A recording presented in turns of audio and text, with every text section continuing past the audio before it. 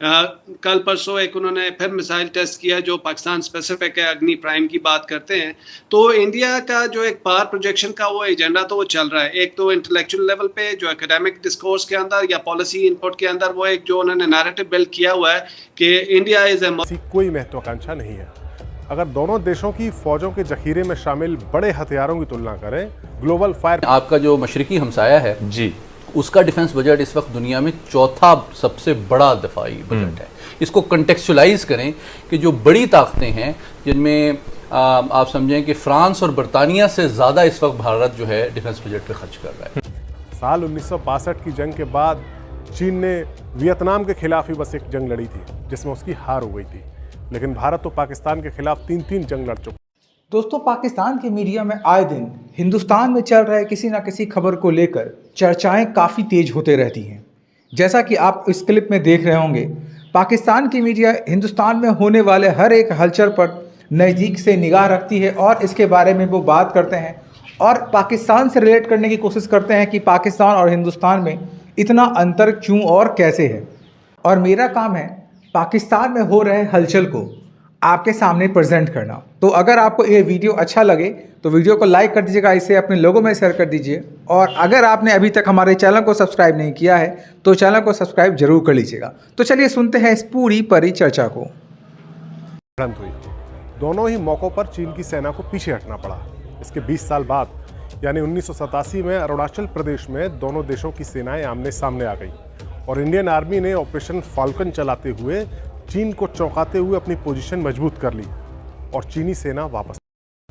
साल 1962 की जंग के बाद चीन ने वियतनाम के खिलाफ ही बस एक जंग लड़ी थी जिसमें उसकी हार हो गई थी, लेकिन भारत तो पाकिस्तान के खिलाफ 3 जंग लड़ चुका है। 1965 की जंग, 1971 की जंग और 1999 में कारगिल की जंग। यानी युद्ध के अनुभव में भारत चीन से काफी आगे। अगर आप मिलिट्री डेवलपमेंट्स देखें, ज़्यादातर कल परसों एक उन्होंने फिर मिसाइल टेस्ट किया जो पाकिस्तान स्पेसिफिक है, अग्नि प्राइम की बात करते हैं।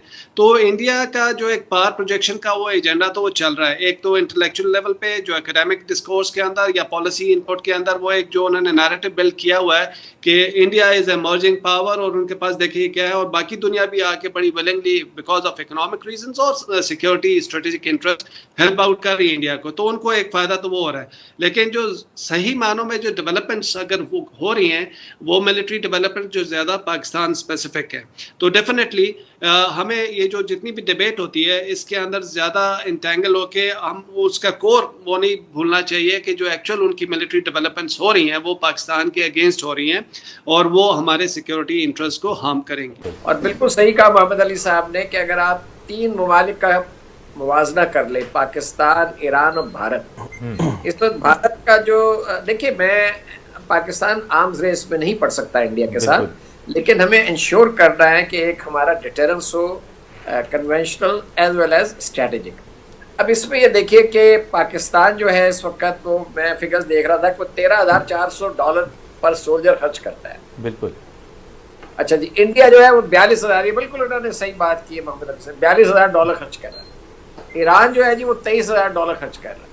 ईरान का सॉरी हिंदुस्तान का जो बजट है इस वक्त $73 बिलियन का है और अगर हमारा बजट आप लें तो मुश्किल से मेरे ख्याल है बढ़ा के भी इस वक्त 7.5-8 बिलियन डॉलर बन जाएगा। फौजों के जखीरे में शामिल बड़े हथियारों की तुलना करें, ग्लोबल फायर है भारत का फाइटर जेट सुखोई 30 MKI, जिसके साथ ब्रह्मोस जैसी क्रूज मिसाइल को इंटीग्रेट करके भारत ने उसकी मारक क्षमता को काफ़ी ज़्यादा बढ़ा दिया है।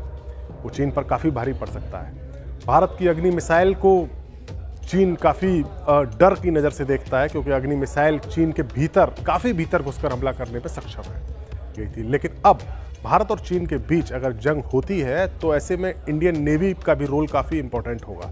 इंडियन नेवी चीन की सप्लाई लाइन को बंद करने का मादा रखे, अपनी लोकेशन के चलते ऐसी पोजीशन में है कि किसी भी वक्त चीन की सप्लाई लाइन को इंडियन नेवी ब्लॉक कर सकती है। चीन के पास भले ही एक बड़ी नेवी हो, काफ़ी ज़्यादा बड़ी नेवी हो चीन के पास भारत की तुलना में, लेकिन अरब सागर और हिंद महासागर में तो इंडियन नेवी का ही सिक्का चलता है। हाल ही में इंडियन नेवी ने अपने दोनों एयरक्राफ्ट कैरियर INS विक्रमादित्य और INS विक्रांत को अरब सागर में चीन के हथियार और गोला बारूद अभी तक अनटेस्टेड है, यानी इनकी परख नहीं हुई है। चाहे चीन के फाइटर जेट्स हों या उनकी सबमरीन्स हों या एयरक्राफ्ट कैरियर्स हों, ये बड़े हथियार अभी तक किसी युद्ध में इस्तेमाल नहीं किए गए हैं। लिहाजा जंग के वक्त ये कितने कारगर साबित होंगे, इस पर भी एक सवालिया निशान। क्विकली मैं कंपेयर कर देता हूँ। देखें, आपका जो मशरकी हमसाया है जी, उसका डिफेंस बजट इस वक्त दुनिया में चौथा सबसे बड़ा दफाई बजट है। इसको कंटेक्चुलाइज करें कि जो बड़ी ताकतें हैं जिनमें आप समझें कि फ्रांस और बरतानिया से ज़्यादा इस वक्त भारत जो है डिफेंस बजट पे खर्च कर रहा है, इस कंटेक्चुलाइज करने के लिए। ये जो इंडियन मिलिट्री मॉडर्नाइजेशन है, इसको आप किस तरह से देखते हैं? इसकी थोड़ी तफसीलात हमारे नाजरीन को बताइए, लेकिन हमारे पास टाइम सिर्फ 4 मिनट है और 4 मिनट के बाद, इस 4 मिनट के हमने इस बात का भी अहाता करना है कि पाकिस्तान के इसके ऊपर क्या असरात होंगे। जी कमर चीमा साहब। देखें पिछले एक हफ्ते के दौरान अमेरिका और जर्मनी के डिफेंस सेक्रेटरीज इंडिया आए हैं। अभी जैक सलिवन जो यूएस नेशनल सिक्योरिटी एडवाइजर है, वो भी 13 और 14 जून को आ रहे हैं, बिकॉज के प्राइम मिनिस्टर मोदी जो है वो अमेरिका जा रहे हैं 21 से 24 जून में। सो अब आप इसमें देख लें कि जो मोदी साहब का जो अमेरिका जाने का एजेंडा है वो हैवीली इन्फ्लुएंस्ड है अंडर द डिफेंस। अभी ये जो बात हुई है कि एक एम्बिशियस नया रोड मैप जो है अमेरिका और इंडिया जो है वो एस्टैब्लिश कर रहे हैं, और वो जिसमें वो कह रहे हैं कि जी हमें जो प्रायोरिटी देनी है वो को डेवलपमेंट पे एंड को प्रोडक्शन प्रोजेक्ट्स पे देनी है। जो जर्मन आए हैं उन्होंने कहा जी हम आपको 6 डीजल सबमरीन्स बना के देते हैं। अब आप देखें ना, $5 बिलियन का ऑलमोस्ट प्रोजेक्ट है, सुनने में आ रहा है। सो अब देखें कि एक तरफ अमेरिकन भी उनको बहुत कुछ ऑफर कर रहे हैं, जर्मनी भी ऑफर कर रहा है, इसराइल भी ऑफर कर रहा है, फ्रांस भी ऑफर कर रहा है। सो आप ये इमेजिन कर लें कि ये किस तरह की चीजें जो हैं वो डेवलप हो रही हैं। और जैसे ये मैंने कहा कि एम्बिशियस न्यू रोड मैप। सो मोदी साहब जब अमेरिका जाएंगे तो आप देखिएगा कि जो जो कुछ उनको ऑफर, और अभी रिसेंटली अभी इंडिया, फ्रांस और यूएई ने भी एक मैरीटाइम एक्सरसाइज की है गल्फ ऑफ ओमान में। सो इंडिया को बहुत कुछ ऑफर हो रहा है, और वो जिसे कहते हैं ना रिसीविंग एंड पे है, उनको वो दुनिया को पता लग रहा है। तो दोस्तों, आप लोगों ने इस पूरी परिचर्चा को सुन लिया और आपने ये देखा कि कैसे पाकिस्तान की मीडिया रो रही है। मैं ये कह सकता हूँ कि पाकिस्तान की मीडिया रो रही है हिंदुस्तान की तरक्की को देखकर और हिंदुस्तान के बढ़ते हुए ताकत को देखकर। और अब हिंदुस्तान और पाकिस्तान के बीच में ये डिफ्रेंशिएट भी कर पाना काफ़ी मुश्किल है कि हिंदुस्तान कितनी तेज़ी से बढ़ रहा है और पाकिस्तान बहुत ही पीछे रह गया है।